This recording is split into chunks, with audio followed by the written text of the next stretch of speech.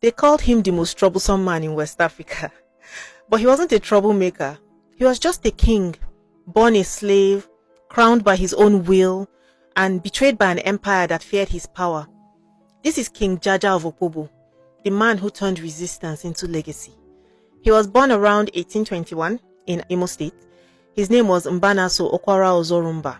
Some say rivals of his father sold him. He was taken as a boy and sold into slavery, ending up in Bonny, the biggest trade city in the Niger Delta. In Bonny, he worked under a wealthy chief called Madu.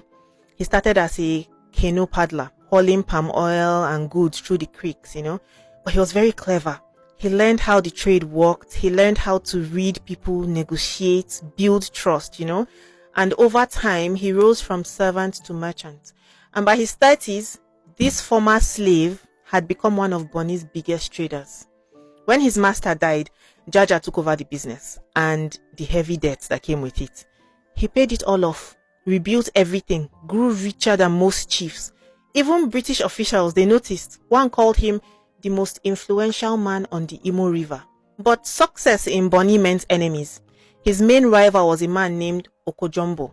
Their fight, it wasn't just about business. It was about power, religion, control.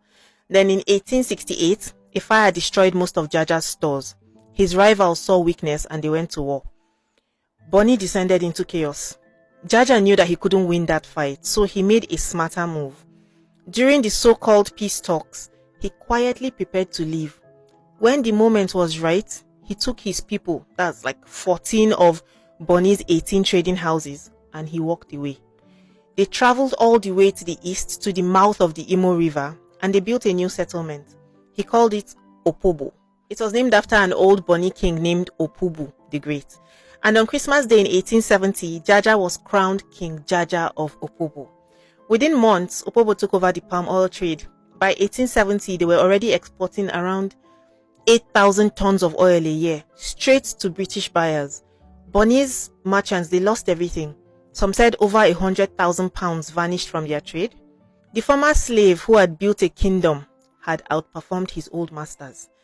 Jaja's rule was very strict, but he was fair. He recreated the Bonny system of trade houses, but under one central authority, his own. He paid inland producers well. He built loyalty through kinship, trust. He kept his word. But he did not tolerate nonsense. When some inland traders in Kwa Ibo tried to bypass him, he sent troops. People died, a lot. It was brutal, but it kept the system firm. He also refused to let Christian missionaries in. He had seen how they had divided Bonny. Instead, he opened a government school and then he hired an African-American teacher, Emma White, to run the school. Then he sent his sons to school in Scotland on one condition only: no religious lessons. By the mid-1870s, King Jaja was one of the richest men in West Africa. He had fleets of trade canoes, armed guards, respect across the Delta. He even helped Britain during the Ashanti War of 1873. Yeah, he sent men and supplies. Queen Victoria, she rewarded him with a sword of honor, calling him a friendly, independent ruler.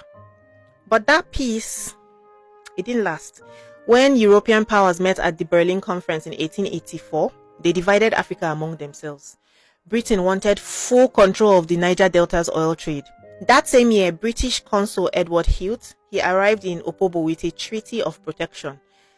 Jaja was careful. He asked questions, and Heath promised. He said in writing that Britain would not take his land, Britain would not take his markets, and that Opobo would stay under his rule.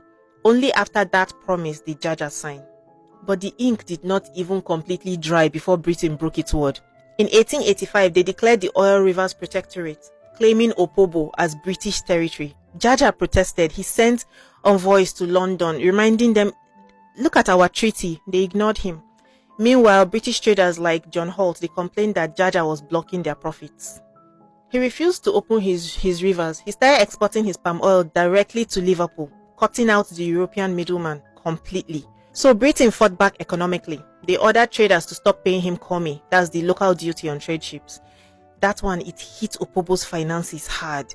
But Jaja refused to bow. He quietly moved part of his wealth inland into Igbo territory. He was preparing for the worst. And the worst came in 1887. Britain sent Vice Consul Henry Hamilton Johnston with a gunboat. Johnston sent Jaja a polite note. Come and hear my message. You'll be free to go. Jaja trusted him and he stepped into that boat. Minutes later, he was under arrest. They accused him of obstructing trade. He was taken to Accra, he was put on trial, and he was exiled. Even the British Prime Minister, Lord Salisbury, he called it what it was. This was a kidnapping. From London, he was sent to St. Vincent, then to Barbados. When he arrived, people of African descent, they gathered at the port. They were cheering for him. They demanded that the British respect him. They saw him as a symbol of African pride. And his royal bearing, how he was that day, it left an impression on Barbados. Even today, when they say, you are playing Jaja, it means to act proud or noble, you know. He spent years in exile, still writing petitions to go home. And in 1891, Britain finally agreed. But on his way back, he fell ill in Tenerife. The official story says illness. Others whisper poison. Either way, he never made it back home. His body was later returned to Opobo, where he was buried as a hero. In 1903, his people built a statue that still stands today with the word, a king in title and in deed, always just and generous. After Jaja's death, Britain moved fast. Other Niger Delta rulers like Nana of Ishakiri and King Koko of Nembe, they were removed next. The coast fell, one kingdom at a time. Today, schools, streets, even King Jaja Hall at the University of Lagos, they still carry his name. Historians like KODK and SJS Cookie, they call him one of Africa's first champions of economic freedom.